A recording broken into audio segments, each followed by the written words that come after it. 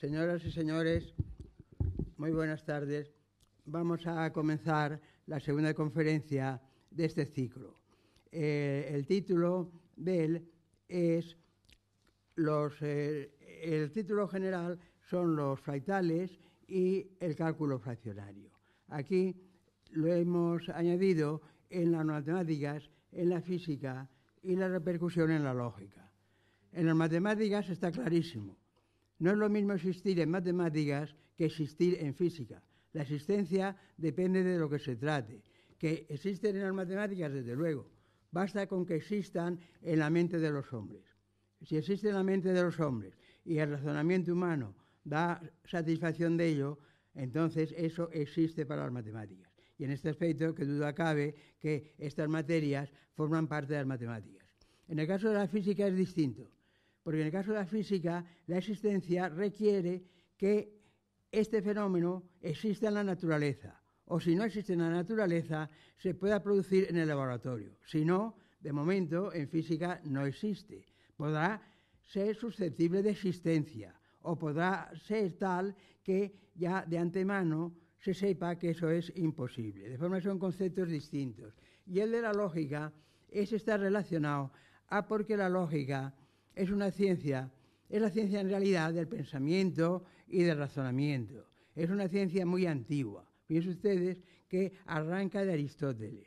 Y Kant, ya en pleno siglo XVIII, uno de los filósofos más grandes que han existido, decían, en la lógica no tenemos necesidad de más aportaciones, porque ya con lo que han hecho los antiguos es suficiente. Kant, que ya digo, ha sido quizá de los filósofos más famosos que han existido en el mundo, en este aspecto se equivocaba, porque un siglo después la lógica sufrió un cambio muy grande.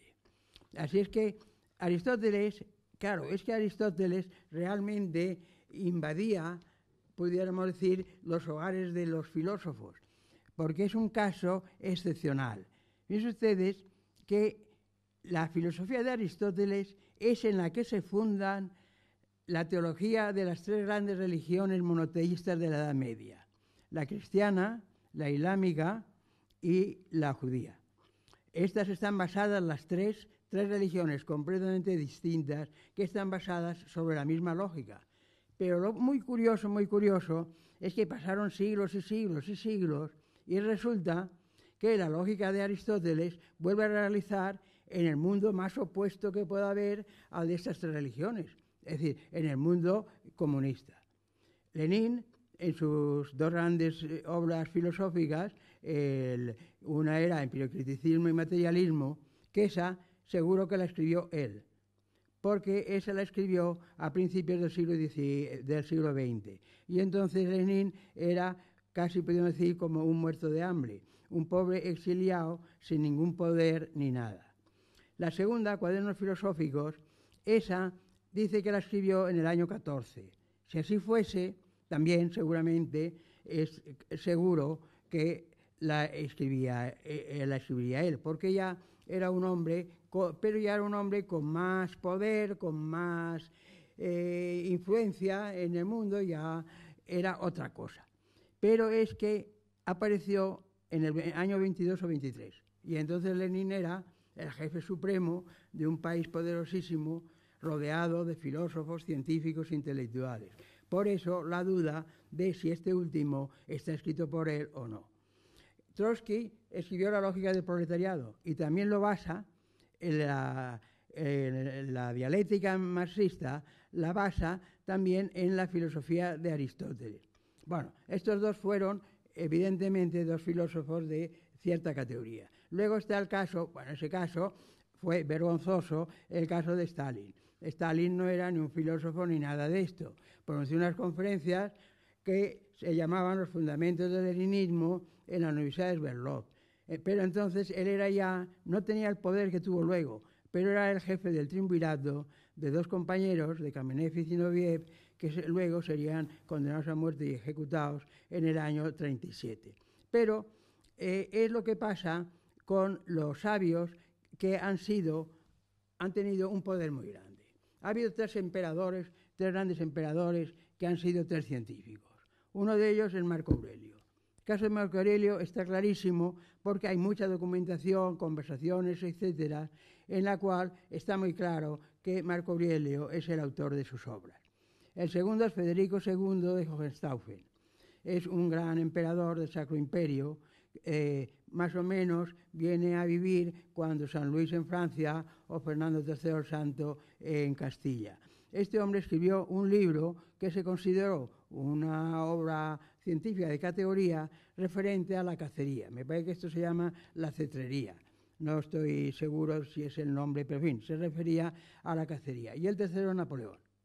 Napoleón inventó o descubrió 3 teoremas, de los cuales me ocupé el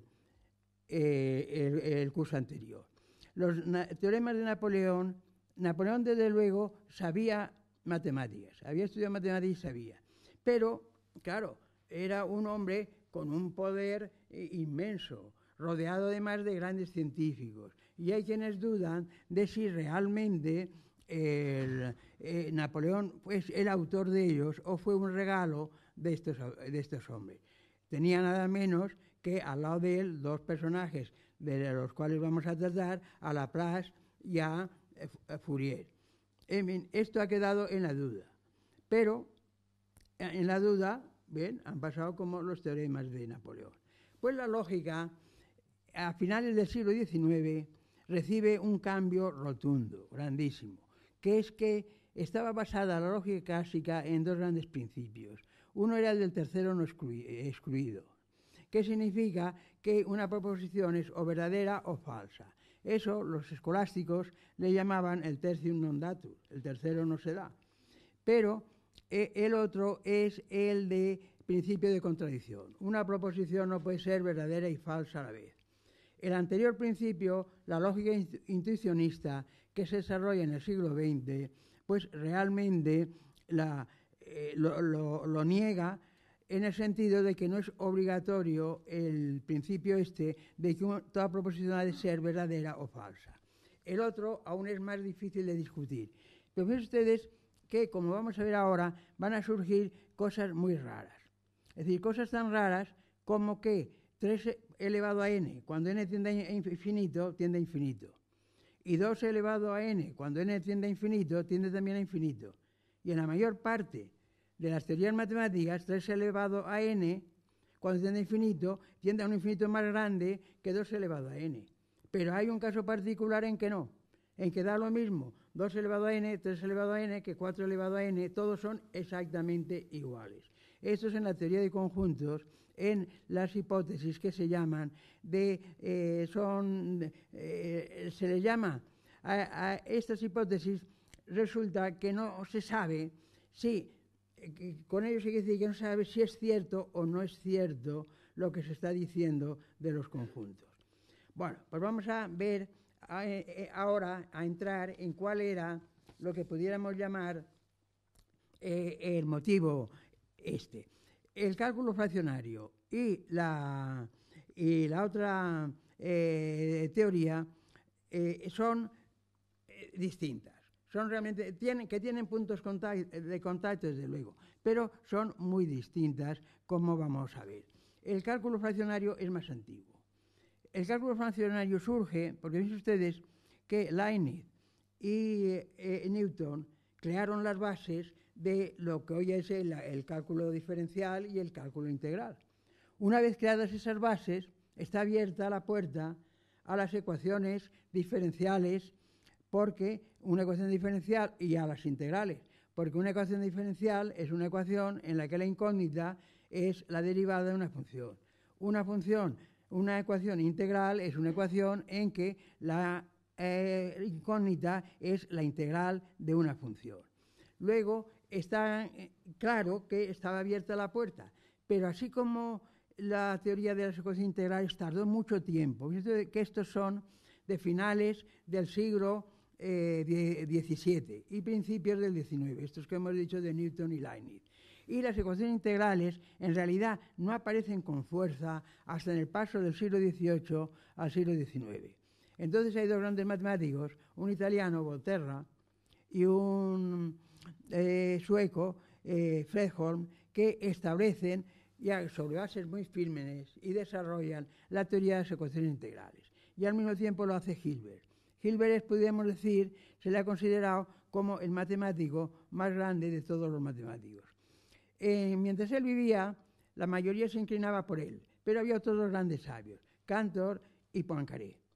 Ahora, lo que sí está claro que como tanto Cantor como Poincaré se murieron antes que Hilbert, pues Hilbert durante muchos años sería el indiscutido. Desde luego, Hilbert ha sido el matemático por excelencia. Él también actuó en lo de las ecuaciones integrales. Ahora vamos a ocuparnos primeramente del cálculo fraccionario. Esto surge de la siguiente manera.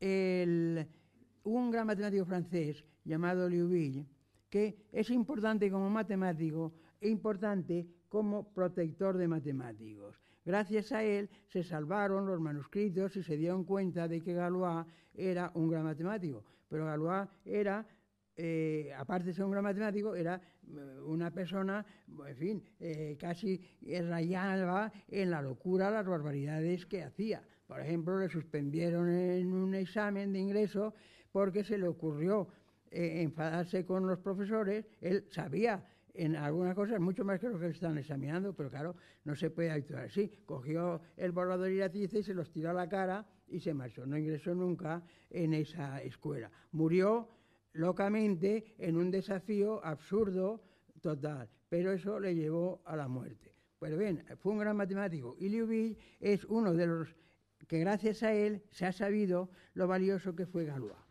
Pues a Liouville se le ocurrió lo siguiente. Él cogía, este es un problema fácil que lo pueden resolver estudiantes de ciencias o de ingeniería, que consiste en que se coge una función f de x y se integra entre 0 y x.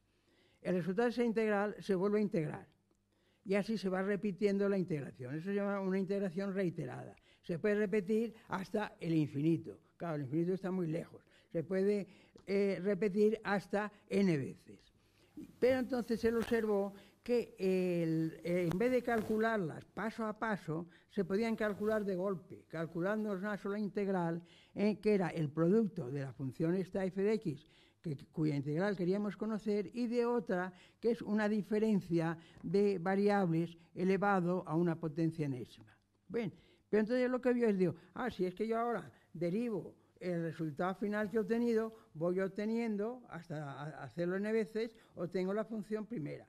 Y entonces vio que a partir de esto se podía calcular la función a partir de las derivadas de esta forma. Y entonces él dijo, bueno, pues si ahora yo me invento, esto lo he hecho mediante unos cálculos, pero ahora yo me invento que esa función que tenía de exponente n y que es la causante de que se pueda efectuar este cálculo, le pongo un exponente fraccionario, 3/2, 1/4, 5/6, y entonces, ¿qué pasaría?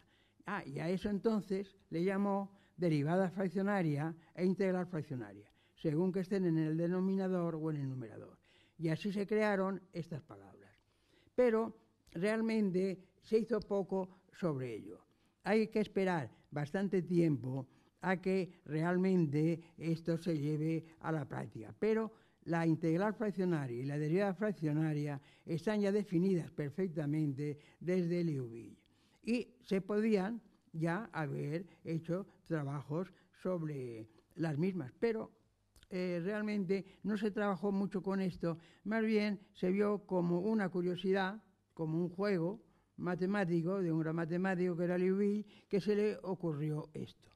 Bien, a principios del siglo XX aparece un personaje muy curioso, un inglés llamado Hillside, que fíjense ustedes que parece mentira que en un país supercivilizado, un país superculto, un país que es el no va más allá, como es Inglaterra, le tomasen entre ojos, dijesen, él inventó lo que llamó el cálculo simbólico y empezaron a decir que aquello era una serie de disparates y no sé si incluso llegaron a expulsarle de la Royal Society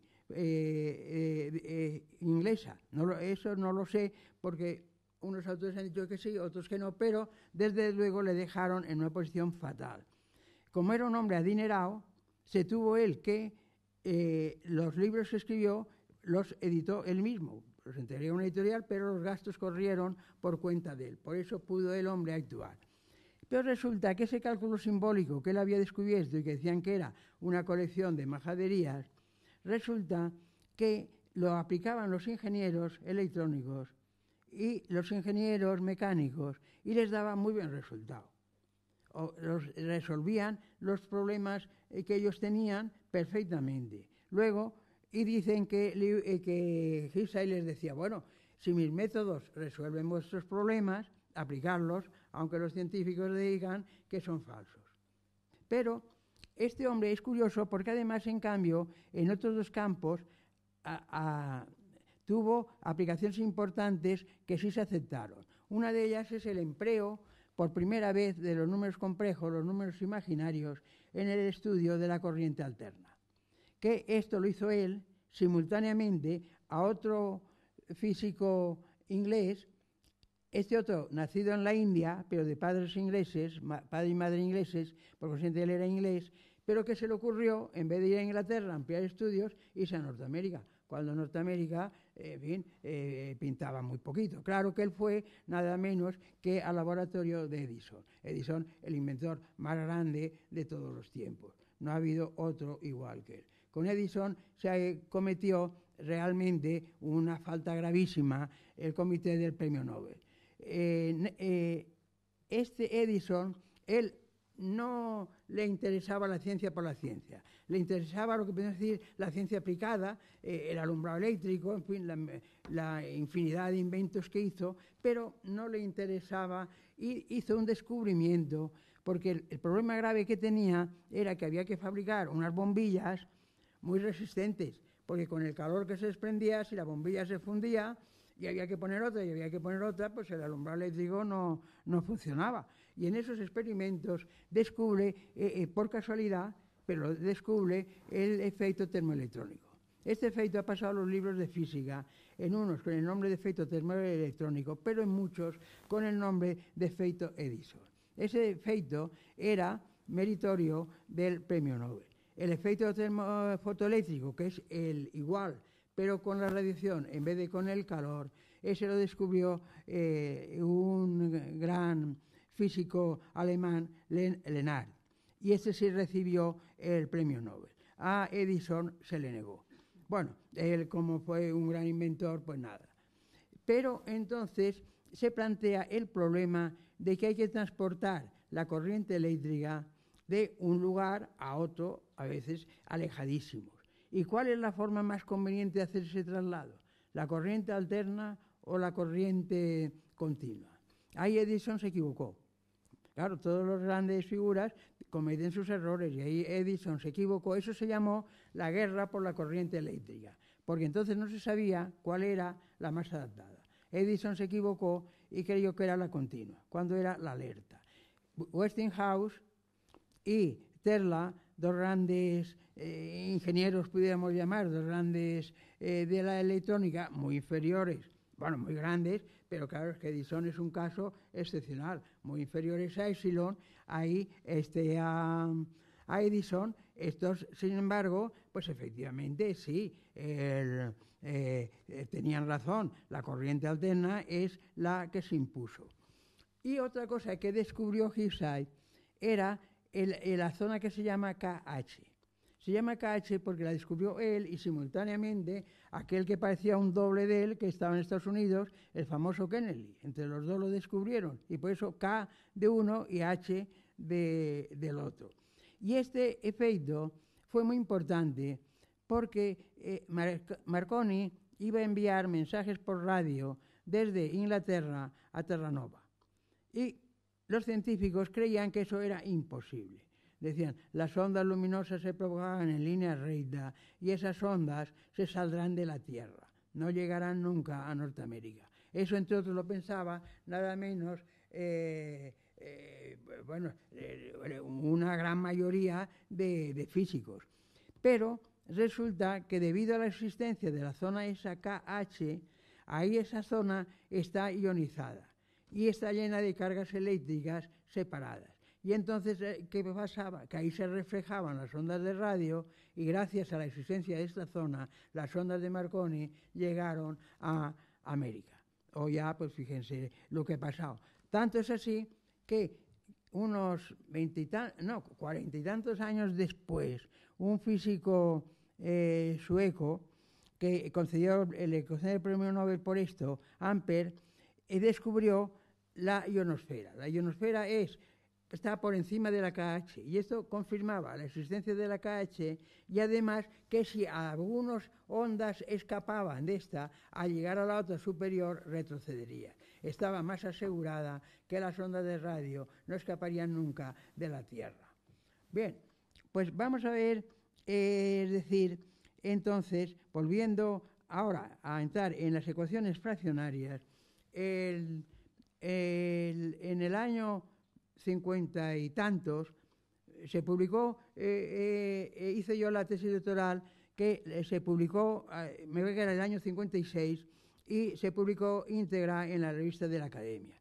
Esta memoria tenía 10 capítulos, unas 150 páginas, y había 2 dedicadas a las ecuaciones diferenciales fraccionarias. Esto fue lo siguiente. Estaba ya muy estudiada, profundamente estudiada y desarrollada, la teoría de las que se llaman ecuaciones diferenciales lineales ordinarias de coeficientes constantes. Las soluciones de esas vienen dadas por exponenciales y, si son exponenciales imaginarias, por senos y cosenos. Y estas ondas se aplican muchísimo en toda la ingeniería. Esa estaba perfectamente explicada y establecida. Entonces se me ocurrió pensar, bueno, se había desarrollado primeramente por los métodos, pudiéramos decir, pedestres antiguos. Pero cuando no habla de esto, la transformada de Laplace y la transformada de Fourier. Laplace y Fourier, grandes sabios y grandes amigos de Napoleón, Napoleón se rodeó de sabios y los protegió. Descubrieron 2 transformadas integrales. Una transformada integral lo podíamos definir como un vaso comunicante de las matemáticas. Una transformada integral, puede ser de otra cosa, pero normalmente son integrales, pone en contacto una función con otra. Es decir, una función conocida la transforma en otra. Podríamos decir que hacen el papel de un vaso comunicante que pasase en líquido de una columna a otra. Pues bien, esas transformadas de Laplace se aplicó, aunque ya no hacía falta, porque ya se sabía por otros métodos, pues bien, esto lo que hacía era confirmarla aún más a la teoría esta que he dicho antes. Y entonces, pues, se obtenía una ecuación que era una ecuación algebraica en que la incógnita era P. P es la letra que se utiliza ya, sin más explicaciones, para designar las transformadas de Laplace. Y la letra T se usa para designar las funciones de las cuales la otra es transformada. Pues bien, una ecuación algebraica que nos daba la misma solución que ya se sabía. Entonces se me ocurrió pensar, bueno, entonces puede haber una ecuación diferencial lineal de coeficientes constantes, pero que las derivadas sean enteras y semienteras, que son las más fáciles. Semienteras significa que el orden de derivación es un número impar dividido por 2. Es una potencia de 1/2. Y entonces, bueno, establecí la ecuación, se hallaron las soluciones y esto es lo que publiqué entonces. Entonces ya hay que ver esas funciones que yo había hallado, las transformadas de Laplace, cuáles eran las funciones auténticas de lo que aquello era la transformada de Laplace, las inversas de esas. Y entonces habían los diccionarios y las tablas de transformadas integrales. Fíjense ustedes, volviendo de nuevo otra vez a esto de la torpeza de ciertos países a veces, y otra vez a la Gran Inglaterra. En fin, la nación que se puede decir como ejemplo de civilización. Pues allí un profesor muy notable, muy prestigioso, muy conocido en Inglaterra, muy apreciado en Inglaterra, redacta unas tablas de la transformada de Laplace magníficas. Ni Cambridge ni Oxford quisieron publicarlas, ni ninguna editorial particular en Inglaterra quiso publicarlas. Y entonces este hombre, pues tenía un amigo francés, un profesor francés, amigo de él, y se lo envió a París para ver si allí lo podía publicar. Y la editorial Gautier-Villars, que ha sido una de las editoriales que más han contribuido al desarrollo de las matemáticas, lo publicó. Lo publicó incluso traducido ya al francés, no se publicó en inglés, no se publicó en francés. El texto era muy pequeño, porque casi todo eran fórmulas. Pues allí venían estas transformadas de Laplace que yo buscaba. La que se conocía mucho y se usaba era una que se representa por P dividido por P menos A. P es esa letra famosa que he dicho antes. A es una constante numérica. Pues bien, estas eran la raíz cuadrada de P arriba y la raíz cuadrada de P abajo. Pues esas venían en estas tablas. Y esas son unas funciones que se conocen con el nombre de funciones de error integral. Esas funciones no se usaban en la física. Yo creo que en física no se han usado nunca, o se han usado muy rara vez. Pero tienen un uso muy grande en la estadística y en el cálculo de probabilidades. Porque esas funciones están muy ligadas a las curvas de Gauss. Las curvas de Gauss son estas curvas así en campana, que marcan la ley normal de probabilidades. Ahí Fléchet era un gran matemático francés, extraordinario, pero que era un patriota furibundo. Pero sobre todo a medida que fue haciendo viejo, pues cada vez se volvía más francés. Y siempre que encontraba una cosa importante hecha por un extranjero, encontraba un francés que lo había hecho antes. Normalmente se equivocaba. Por ejemplo, lo hizo con los juegos de estrategia, que se lo atribuía a Borel. Borel era un matemático de una importancia excepcional, pero no era él. Había sido un húngaro, von Neumann, en los Estados Unidos, quien lo había descubierto. Y así en muchas cosas. Bueno, pues decía que esto era también Borel el que había hecho estos descubrimientos. Pero bien, eso son cuestiones, podríamos decir, que no afectan al cuerpo de la ciencia. Son, bueno, a veces son interesantes, otras veces pues quedan casi en algo que podemos llamar como una inutilidad.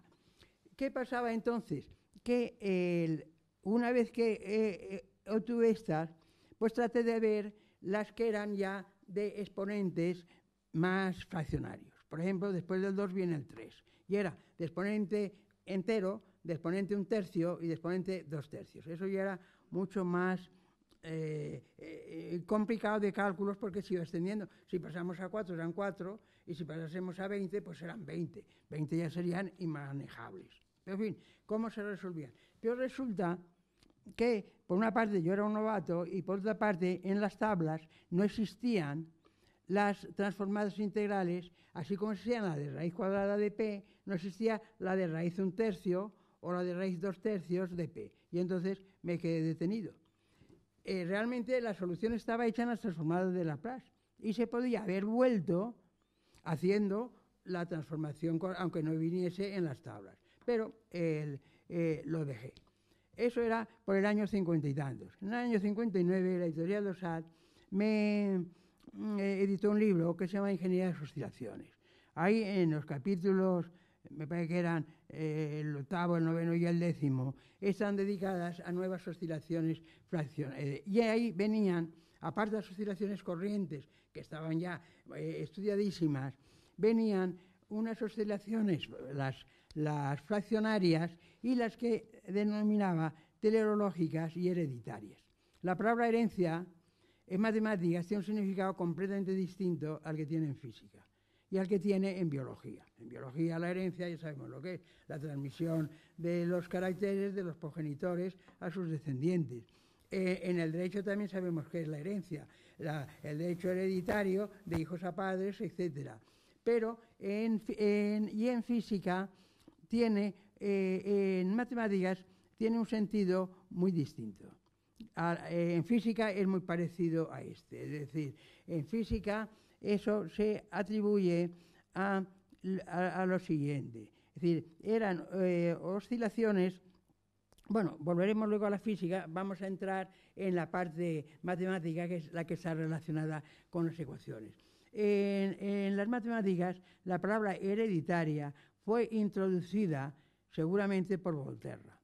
También los franceses salían que si Picard había hecho algo sobre esto, pero bueno, Las dos teorías importantes, la teoría más importante de la herencia nace de Volterra. Volterra es un físico matemático italiano de raza judía. En Italia, afortunadamente para ellos, la persecución a los judíos fue muy suave comparada con la persecución que hubo en Alemania. Al principio no hubo ni eso, siguieron en las cátedras. Dos de los más grandes matemáticos italianos eran judíos, los dos estuvieron aquí, Levi Civita era uno y el otro era Volterra. Y dejaron dos joyas escritas, dos joyas científicas, el uno aquí en Madrid, lo publicó la Universidad de Madrid, que entonces se llamaba Universidad Central, lo publicó en español, estas conferencias. Y la otra, unos años después, tuvo lugar en Barcelona, en el Instituto de Estudios Catalanes. Esta se publicó entonces en catalán. Resulta que estas dos joyas aparecieron por primera vez escritas, una en español y la otra en catalán. Y no se había escrito nada sobre esto en el exterior. Y Terradas era el director del Instituto de España, Terradas era un gran catalán y un gran español, era un hombre, en fin, que amaba los dos idiomas, amaba las dos regiones, en fin, era un hombre extraordinario en estos aspectos, pues lo tradujo, la versión catalana, la tradujo al alemán y al inglés. Los tradujo. Y aparecieron en estos idiomas y la española muchas veces, yendo en Barcelona, hablando con los institutos de estudios catalanes, les he dicho, pero bueno, ¿cómo esa joya que teníais ahí no la habéis sacado a relucir? Si eso era una cosa única. Ahora vendría citado en todos los sitios y no viene la española. O la catalana, mejor dicho, viene, española también, no viene la traducción al inglés, la traducción al alemán, la traducción al francés, menos la española, que es la primitiva. Aquí lo he dicho, en la Universidad Complutense y nada, esto se ha dejado pasar. Esas son dos joyas científicas. Se dejan pasar muchas joyas científicas aquí. Ahora me voy a desviar un poco, ahora que ha salido esto. Vamos a ver, ¿por qué se utiliza la letra X? Cuando se estudia el bachillerato para las incógnitas. Pues eso es debido a que el árabe de Córdoba tenía una ortografía distinta al árabe de Bagdad. Bagdad era el centro cultural más importante que había en el mundo. Nada se podía comparar con Bagdad. ¿Quién lo diría ahora? Y había también centros importantes. Más al oriente estaba la lejana Samarcanda, que todo eso luego acabó dominado por los zares primero y por los comunistas después y por la Rusia actual después. Y ellos, en la época de la URSS, había mucho patrioterismo. A la guerra contra la Alemania se llamaba la guerra patria. Y entonces ellos consideraban como rusos a todos aquellos que de rusos no tenían nada. Es decir, eran de raza turco-mongólica, pero que habían pertenecido a Rusia, pertenecían a Siberia.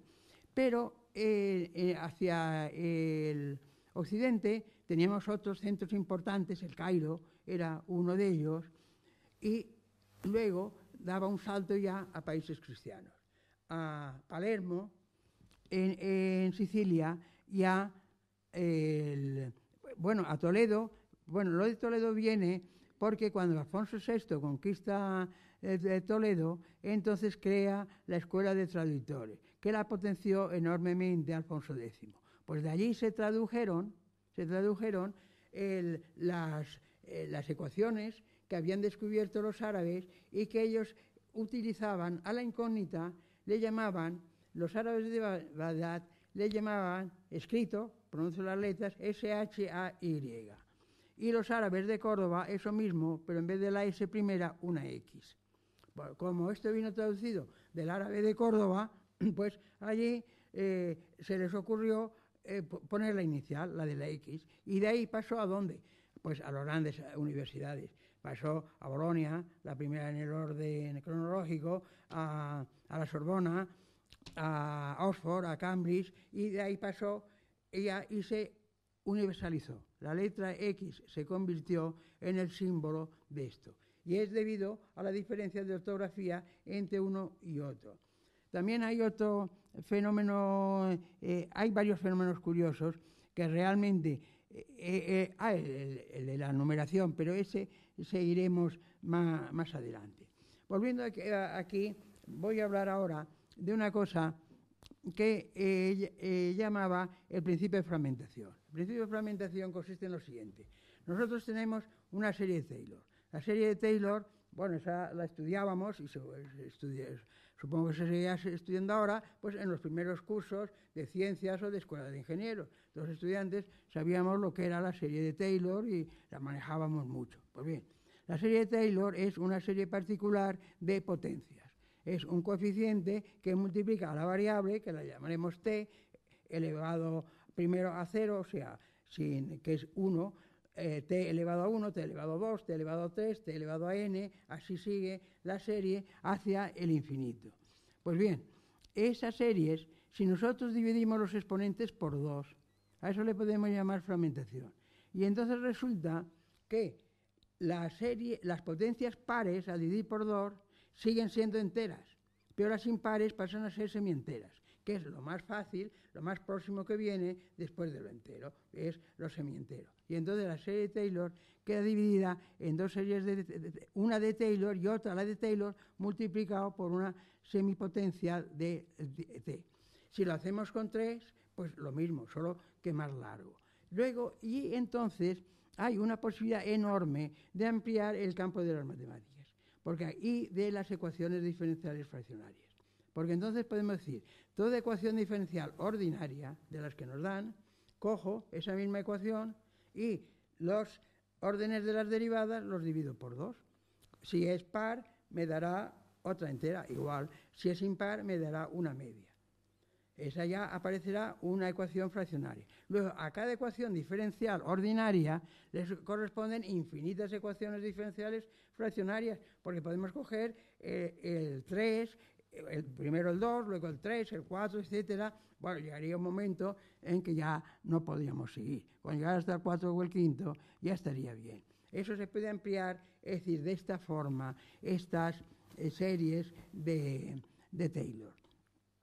Pues bueno, vamos a pasar ahora a la cosa de la otra parte de la conferencia. La otra parte era el título exacto era lo que vamos a hablar ahora son los fractales en las matemáticas, la física y la lógica. Los fractales, la palabra fractal la introdujo un matemático francés de origen polaco. Este matemático inventó la palabra fractal y acudió de niño a París. El padre emigró en el año 36, tuvieron suerte, en el año 36 emigró a París y se libraron. Pero él tenía un tío que había venido mucho antes que él, que había venido a principios del siglo XX. Y este fue un matemático, no sé si sea nacionalidad francés o no, pero en fin, él fue un matemático famoso que llegó a ser profesor en el Colegio de Francia. El Colegio de Francia es un organismo importantísimo que lo creó Francisco I.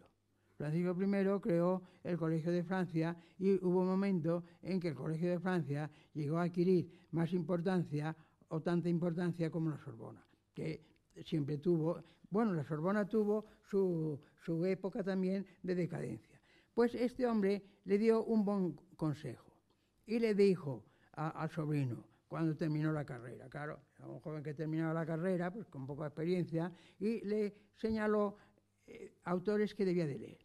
Y le indicó a Juliá, un matemático francés importante, pero que había sufrido grandes cambios porque este hombre en la Primera Guerra Mundial fue un héroe de guerra. Le hirieron gravemente y ya pasó como héroe de guerra al finalizar la Primera Guerra Mundial. Después, no sé qué pasaría durante la ocupación, si colaboró con los alemanes o no colaboró, porque, entre otras cosas, corría el chiste de que Juliá se dedicaba a los espacios entre otras cosas, a los espacios de Hilbert. Y como Hilbert suena muy parecido a Hitler, Pues los contrarios le decían que era un entusiasta de los espacios de Hitler. Pues bien, eso era un chiste que gastaban los contrarios. Algo debió de pasar que estaba como abandonado, ya apenas se hablaba con él. Y entonces este hombre, pues fue, leyó sus libros, fue a verle y le llevó por muy buen camino, porque gracias a eso él llegó al descubrimiento de los fractales. El nombre se lo puso en 1975. Pues vamos a ver entonces esto de los fractales. Yo creo que existen fractales numéricos, geométricos y físicos. Que existen los numéricos y los geométricos está clarísimo. Que existen los físicos, es lo que he dicho antes. Puede que pudieran existir, pero que no existan. Eso habría que encontrarlo si efectivamente los hay en la naturaleza o se producen en el laboratorio. Los matemáticos y los numéricos sí, porque esos existen en la mente de los matemáticos. ¿Los numéricos qué son? Pues miren ustedes, todos los números menores o iguales que 1, escritos en cualquier sistema de numeración, es decir, son los que llevan el 0, la coma, y ya infinitas cifras. Digo infinitas porque si esas cifras se terminan, se acaban con infinitos ceros, que ahí es el 0 a la derecha el que no pinta nada. Para considerar que todos tienen infinitas cifras. ¿Terminan una? Pues a partir de ahí todos ceros. Bueno, pues esos números escritos en un sistema de numeración cualquiera, en el sistema decimal, por ejemplo, entonces un fractal sería todos los números reales menores comprendidos entre 0 y 1 y que se pueden escribir, se escriben solamente con un número determinado de cifras. Es decir, se escribían, por ejemplo, con un 3, un 5, un 7 y un 8, y las demás no. Eso ya sería un fractal numérico. Luego, los fractales numéricos se consiguen de esta forma, cogiendo cualquier sistema de numeración que hay infinitos. El 2, el binario, ese da la casualidad que ese no tiene fractales. Ese es el único que no tiene fractales. Pero ya el de 3, el ternario, ya sí tiene fractales. Y ese muy conocido porque ese lo trabajó Cantor. Los demás no se habían considerado. Entonces resulta que estos números, aquí los fractales aparecen de golpe, de repente. Es decir, está dicho esto, cojo el sistema de numeración que quiera, el 5, y digo, por ejemplo, bueno, pues el 3, el 4 y el 1. El 0 entra siempre. Fíjense ustedes que el 1 siempre entra no como 1, sino que entra como una coma, un 0, y si es el sistema decimal, 9999 hasta el infinito. El 1 entra de esa forma. No entra, es lo mismo, porque igual es un 1, pero que no hace falta salirse de estos números. Entonces, estos, digo que aparecen de golpe, mientras que los geométricos no. Los geométricos van paso a paso. Uno geométrico muy corriente es lo siguiente. Yo cojo un segmento y lo divido en 3 partes. Y cojo la parte de en medio y la tiro. Esto de cojo y lo tiro, esto ya, ahora no me acuerdo, pues me vio esto, alguien que era, un era físico que explicando el movimiento solar o algo así, que decía que cojo, Apple decía, cojo el sol y lo tiro. Eso lo contaba Madame Curie, que fue alumna de él. Y dice que además hacía el gesto, de forma que es un hombre pues muy, en fin, muy así, y cogía y con el gesto hacía, cojo el sol y lo tiro. Eso le entusiasmaba a Madame Curie, según cuenta su hija en la biografía. Pues bien, aquí cogería el segmento de medio y cojo y lo tiro, pero dejo los extremos. Entonces, en esos otros segmentos que quedan, los divido en 3 y los centrales los tiro. Y esto lo repito hasta el infinito. Pues ese es un fractal. Es uno de los fractales, es decir, más conocidos. Entonces, ¿qué pasa con los fractales? Pues miren ustedes que los fractales se pueden desarrollar la teoría de la integral y la derivada sobre los mismos. Pero para esto hay que hacer grandes cambios. ¿La integral qué es? La integral es un límite de sumas cuyo número de sumandos va teniendo a infinito. Pero esos números van variando de uno en uno. Eso es una suma lineal. Cojo un sumando, le sumo otro, le sumo otro, le sumo otro y así hasta el infinito. Pero se puede hacer de otra forma, se puede hacer en forma de árbol. Y entonces, pues yo cojo un sumando, aquí otro y aquí otro, y lo sumo los tres. Luego este se divide en otros dos, de forma que se van dividiendo en dos, formando un árbol. Entonces la serie que forma tiene la potencia de 2 elevado a n. Eso se llama potencia del continuo. Es inmensamente más grande que el lineal, que se llama conjunto numerable. Luego de esta forma surge un nuevo tipo de series y un nuevo tipo de integrales. Y se puede entonces integrar sobre estas magnitudes. Se pueden extender las probabilidades y gran cantidad de ciencias a ellos. Esto es entonces, fíjense ustedes, he dicho eso de los segmentos, pero uno muy curioso sería con un círculo. Yo cojo un círculo.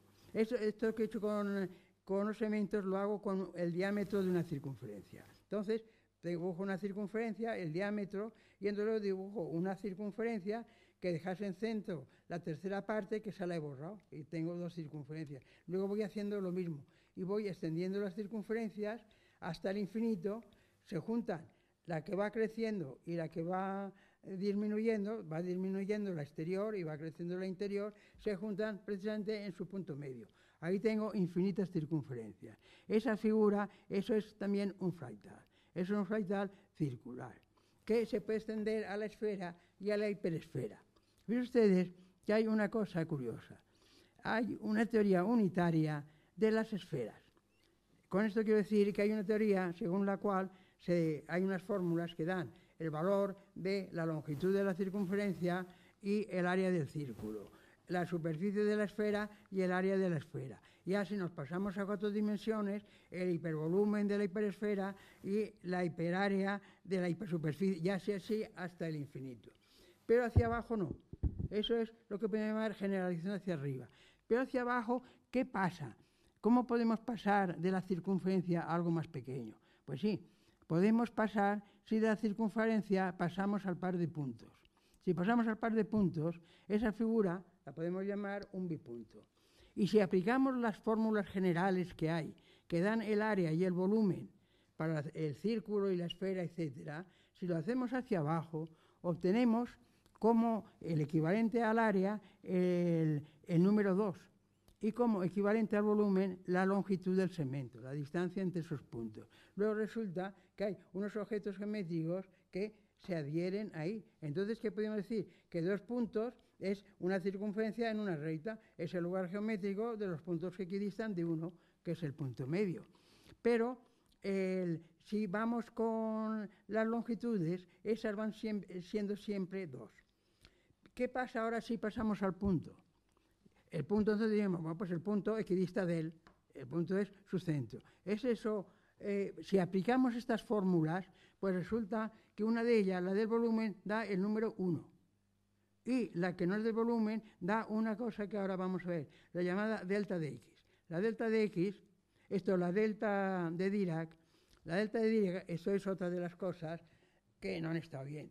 La delta que hoy llamamos de Dirac es de Higgside, aquel pobre hombre que, pues, bueno, aún vivió para que Carson demostrase, que eso se ha dicho que Carson demostró que lo de Higgside estaba bien, que era otra forma de llegar a lo que había llegado Laplace. Y por eso a la integralista de Laplace a veces se llama de Laplace-Carson. Luego que en vida aún se vio reconocido. Pero es que la delta esta, el que la introdujo con otro nombre fue Higgside. Pero como Dirac la popularizó con una materia mucho más estudiada, que era la mecánica cuántica, se quedó con el nombre. Pero, en fin, esos son cosas de nombre. La delta de Dirac tiene una cosa muy rara. Esa la podríamos calificar como una función de naturaleza matemática desconocida. Esa expresión no la he visto en ningún texto de geometría. En los textos de física sí. En los textos de física se habla mucho de un fluido de naturaleza desconocida. Por de pronto ha habido 3 famosísimos. El calórico, que fue el conde Rumford, el que demostró que ese fluido no existía, que el calor era una energía calorífica. Luego vino la corriente eléctrica, que fue Rowland el que demostró que la corriente eléctrica eran cargas eléctricas en movimiento. Eso lo demostró en Estados Unidos. Él era un americano que fue a Alemania a ampliar estudios.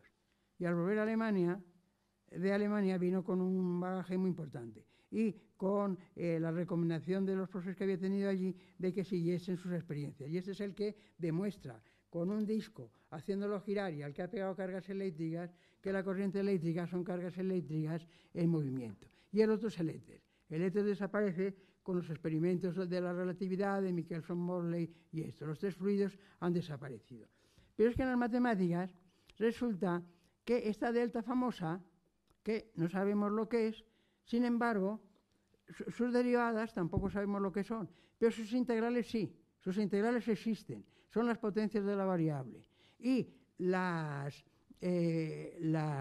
raíces fraccionarias, esas también existen.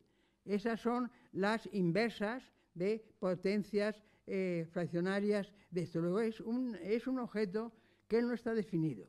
Sus derivadas tampoco. Pero sus derivadas fraccionarias y sus integrales fraccionarias sí. Pero la definición que hoy se la ha buscado, porque los matemáticos para esto son muy celosos de mantener su régimen, es mediante la teoría de la medida y la teoría de las distribuciones. A partir de estas se ha conseguido dar una sustentación teórica admitida por todos los matemáticos. Pero, admitida o no admitida, los físicos seguían con lo suyo. La delta de Dirac, fíjense ustedes que es enormemente curiosa por esto, porque ella no existe, evidentemente, pero es que las derivadas fraccionarias pues son es P, la letra que representa a la variable, la raíz cuadrada de ella, la raíz cúbica, etc. También existen las integrales son además las potencias positivas. Luego, ella no existe, pero sus integrales y sus derivadas fraccionarias sí existen.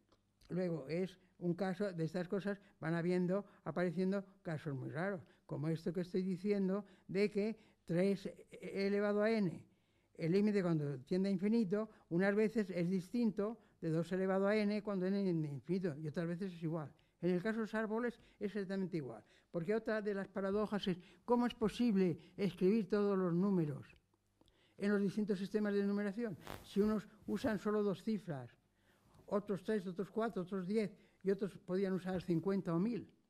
Fíjense ustedes que en esto de los fractales, que cuando he dicho que eran números, un cierto número de cifras, los demás desperdiciaban, el número que hay con el sistema de numeración P, por ejemplo, pongamos el 10, con 10 sería 2 elevado a 10 menos 2 menos 10. Ese 12 que le quito es muy poquito, porque el otro es 1000 y pico. Luego en el sistema decimal habría 1000 y pico fractales. Sería inmanejable. Sí es muy manejable en el sistema de base 2, en el sistema de base 3. Yo, claro, como soy bastante desordenado, pues, en fin, siempre tengo que acabar pidiendo disculpas. Voy a quizá ya, para no cansarles más, a decirles simplemente que por qué el poner a la lógica. El poner a la lógica es porque la lógica hay que abrirla. La lógica hay que abrirla porque si no, no es suficiente para explicaciones. Esto de que un número cualquiera escrito en un sistema de numeración puede formar parte de un fractal. Y en cambio, en otros sistemas de numeraciones no. Luego, entonces, unas veces es un fractal y otras veces no es un fractal. No es una propiedad del ente, es una propiedad del sistema como lo representamos. De forma que el sistema de representación va adquiriendo un valor realmente extraordinario. Es decir, es que, claro, los cambios que se van introduciendo, es decir, son cada vez, pues, más grandes. La posibilidad, por ejemplo, que digamos, esto de la diferencia de significado de unas palabras, la herencia, no sé si dijo ustedes, si se había hablado antes de ello, En la física, la herencia, el sentido es completamente distinto del de las matemáticas. Y es propio, se usa mucho la herencia en la genética. La genética, un campo de aplicación de las matemáticas muy grande, es la genética. Es decir, el hecho, por ejemplo, de la herencia ligada al sexo. La herencia ligada al sexo, por ejemplo, el caso más grave y más serio y más triste de todos, es el de la hemofilia. La hemofilia, las mujeres no la padecen, pero la transmiten. Los hombres no la transmiten, pero la padecen. El Zarevich último era un caso terrible de hemofilia. El príncipe de Asturias, en la época de Alfonso XIII, era no tan grave como el otro, pero también lo era. Por esa razón abdicó en su hermano. De forma que, claro, la extensión va siendo cada vez mayor. En fin, realmente, pues no, ya pues lo vamos a dejar en esto y, en fin, siempre tendré que pedir a las audiencias a donde voy que me disculpen por el desorden. Pero claro, es decir, yo ya soy bastante viejo y realmente pues ya es difícil cambiar. Sigo así de desordenado como cuando era un jovencito que me sentaba en las sillas en que ustedes están sentados. Pues muchas gracias por todo y nada más.